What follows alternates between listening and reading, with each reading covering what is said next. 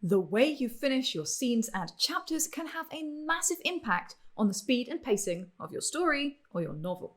They're also a great way to give impact to the most important moments of your story. And of course, they'll keep your readers turning the pages of your book, which is exactly what you want.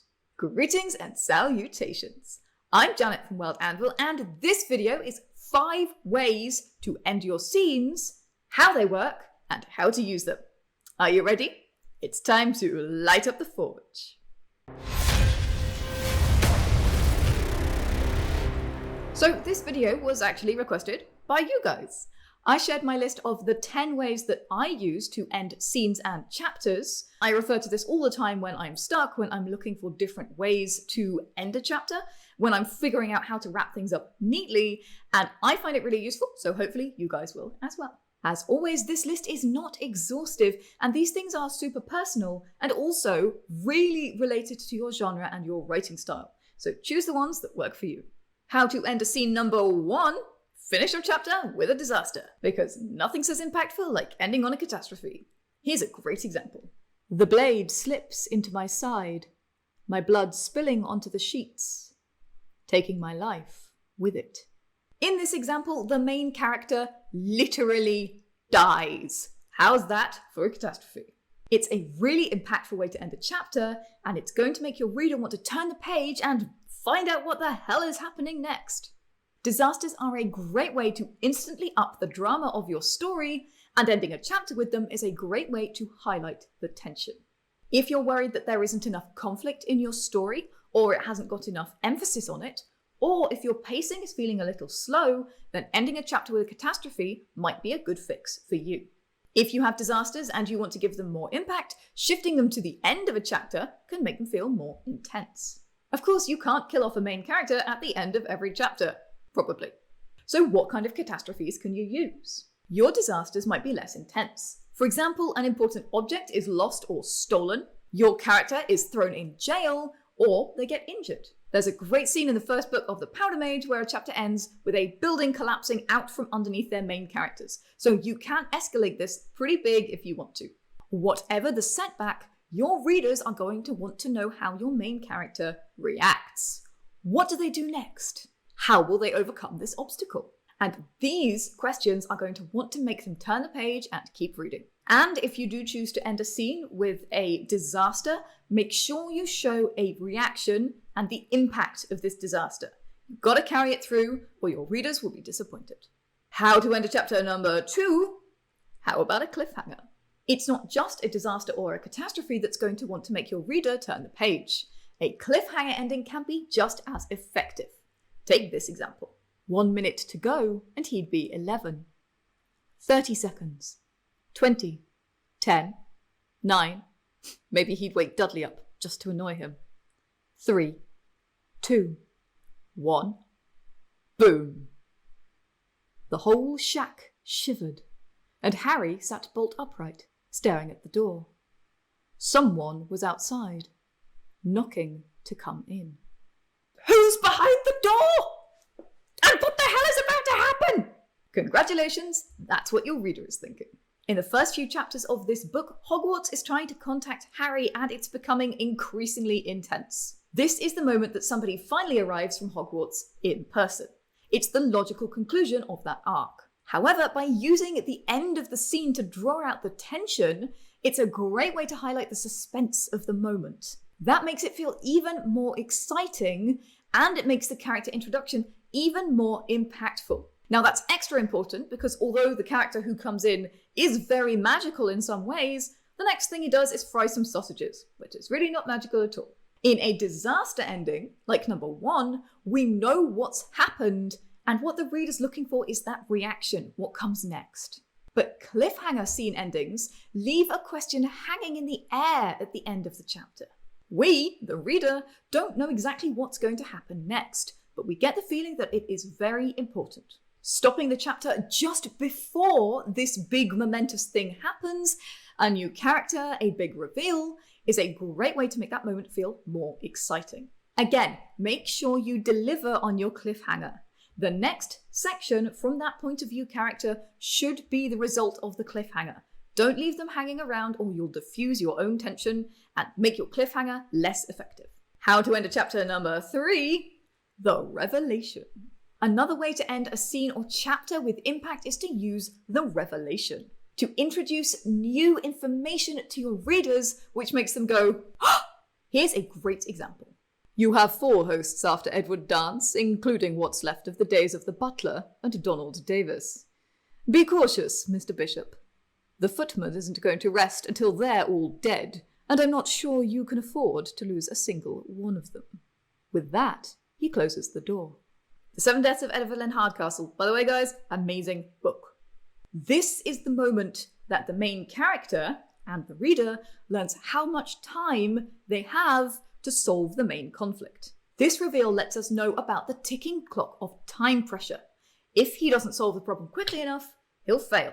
It's a big revelation and it ups the ante. For the reveal to be effective, though, at the end of a chapter, it has to be important information. Someone's dinner order probably won't cut it. Unless they're like imposter Superman and then they order like kryptonite coleslaw or something, I guess. Crucial information is very plot and character specific. Some examples might be an I am your father character moment, where we get a big reveal about a character, either their motivations or their past. Or it could be as simple as where the enemy will attack next. Ideally, if you want this to have impact, you need to make sure that this information has been foreshadowed earlier in the plot. No one's going to care about this character's secret identity if it's not important to the plot. And they're also not really going to buy it unless you've foreshadowed that they've been acting spoopy about it. If you don't use a relevant enough reveal, or if it hasn't been foreshadowed why this information is important, you won't get the impact that you'd hoped for. Your reveal is going to fall flat. How to end a chapter number 4, the quippy internal monologue. All the tips I've listed for ending scenes so far are about things happening. There's nothing wrong with ending a scene with a big moment, a disaster, a cliffhanger, or a big reveal. It doesn't always fit with the end of a scene though, and it can make it feel repetitive if every scene ends with a big action or reveal. So bring on the quippy internal monologue. Goddamn money. It always ends up making you feel blue as hell. God, I love Catcher in the Rye. It is an amazing study in character voice and you should read it. So the quippy internal monologue is literally capturing your character's thoughts. This is a great way to end a reaction scene, when something big has happened and your character has been trying to pivot and react to what's been going on. Think of it as an emotional recap, a great chance to hop into the private thoughts of your character's head and help your audience understand what's going on with them and how the action is reflecting them emotionally. It's also excellent for chilling out the pacing a little bit.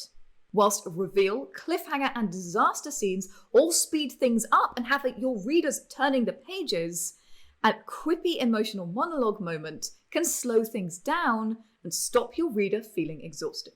You know, give them a bit of breathing space. The trick with these is not only to tune into the character's emotional state, but to really hone in on their character voice. How do they talk to themselves? Whether they're ironic, sarcastic, dadaistic, or ridiculously optimistic, this is the moment that you can capture their personal reaction in a witty and pithy way. And how to end a chapter number 5, a symbolic image. This is another way to slow things down as opposed to speeding things up. But instead of ending inside a character's head, you turn outwards to the scene around them. This is where you can capitalize on all that work you've been doing to dramatically set your scene, to enhance the mood of what's happening, and to put things in dramatic places.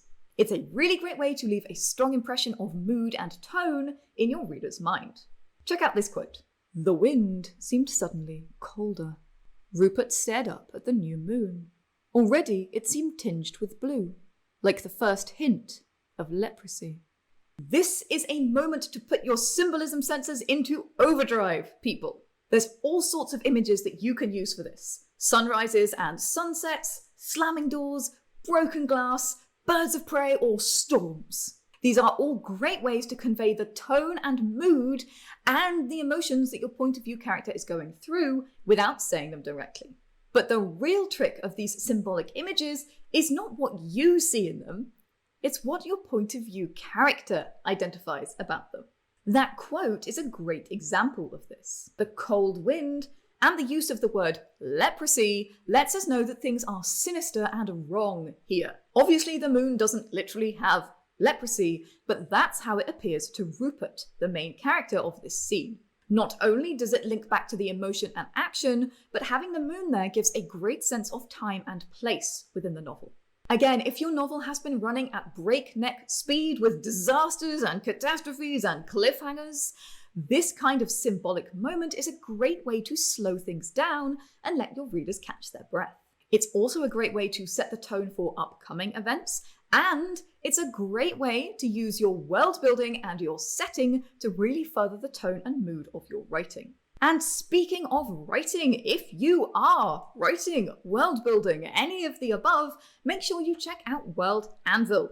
It's a world building series Bible that's full of world building templates and prompts and useful things. It helps keep everything organized, and it has an integrated novel writing software too. My husband and I designed World Anvil ourselves, and it's got over 1 million users now, including a ton of best-selling authors who use both the novel writing software and the world-building features. And they use them not only to write in private, but also to market their books to the world. They're doing some really cool things, and you can check those out on World Anvil too. Good news, everybody! We're adding challenges to our videos.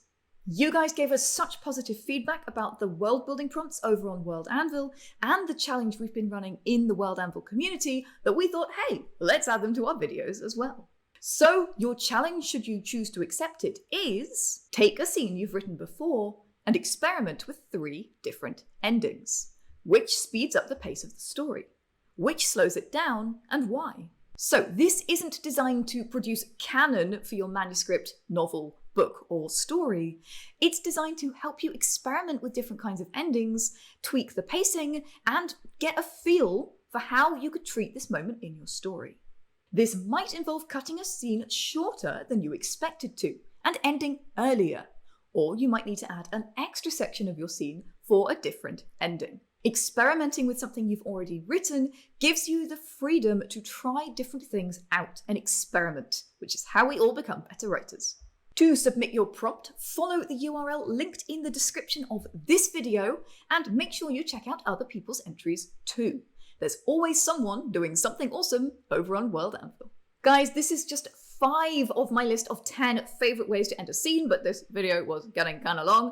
So yeah, let me know if you would like a part 2 of this one. I've got 5 more things to share with you, which I personally use and find it very, very useful when I'm struggling with where to go next in my scene. Of course, please share your own favorite ways to end a scene, and especially your pet hates. How do you hate scenes to end, and why? If you did enjoy this video, or if it made you think, then slam that like button. It really helps us get our work in front of more people. And yeah, lets me know which parts of our content that you're enjoying as well. And of course, make sure that you are subscribed to our YouTube channel. That's youtube.com/World Anvil for more writing and world building tips just like this, and World Anvil tutorials. Now grab your hammer and go world build.